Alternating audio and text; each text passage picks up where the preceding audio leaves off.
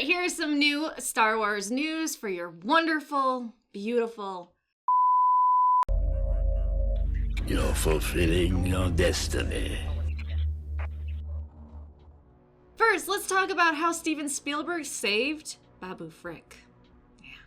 So special effects supervisor Neil Scanman revealed that originally when Kijimi was blown up, Babu Frick was going to die on the planet. But after they did a screening for Steven Spielberg, at the end of the movie, he asked, "What happened to Babu?" And they decided, alright, we can't kill him now.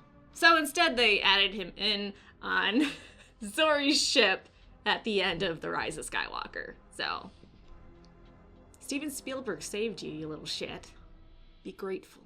Next, the art of the Rise of Skywalker confirms something I think a lot of us already suspected, or knew. I feel like this isn't too groundbreaking. Solo, A Star Wars Story was supposed to be one of many Star Wars movies that started the tradition of bringing Star Wars movies back to late May, but when Solo bombed, they decided, okay, yeah, we'll stick with December. Honestly, if Disney would have handled their Star Wars property better, we could have been getting 2 movies every year, one in December, one in May, but here we are. And we just gotta move on. Next, Ezra's voice actor Taylor Gray said he'd love to play Ezra live action if given the chance, would love for fans to see Ezra's fate, hasn't heard any rumors about a Rebels sequel, yeah right, and thinks that Ezra split from Thrawn after they got out of harm's way so he could continue working as a Jedi and on being a better Jedi. I still feel like after Ewan McGregor lied for years about reprising his role as Obi-Wan, we need to realize when you ask people, hey, are you doing this? They probably have an NDA and they're not going to tell you, and they can't. They do not want to get in trouble with the House of Mouse, because the House of Mouse will come down viciously.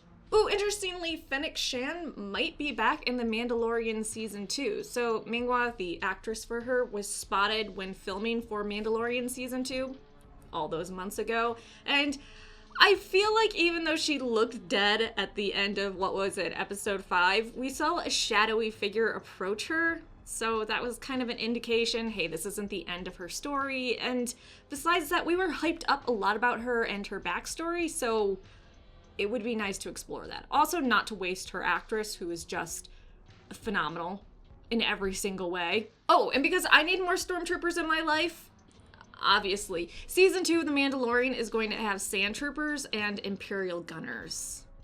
Get hyped. But hey, still on The Mandalorian Season 2, so I've talked in quite a few videos now about Ahsoka being in live action and having a cameo in The Mandalorian Season 2, and hopefully that will open her up to being in other live action Star Wars shows.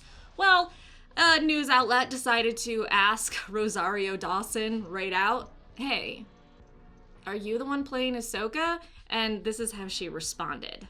That's not confirmed yet, but when that happens, I will be very happy. I'm very excited for that to be confirmed at some point. It would 1,001% be because of the fans. Which goes back to that NDA. If she is in Season 2, they would have shot her scenes already, so she would already know, but maybe she can't say anything. Maybe it's a Baby Yoda thing where they kept it very under wraps because they wanted to surprise us when he appeared. Or maybe Rosario Dawson isn't the one playing Ahsoka and someone else is playing her and those scenes were already shot. Maybe they got a no-name actress to do it.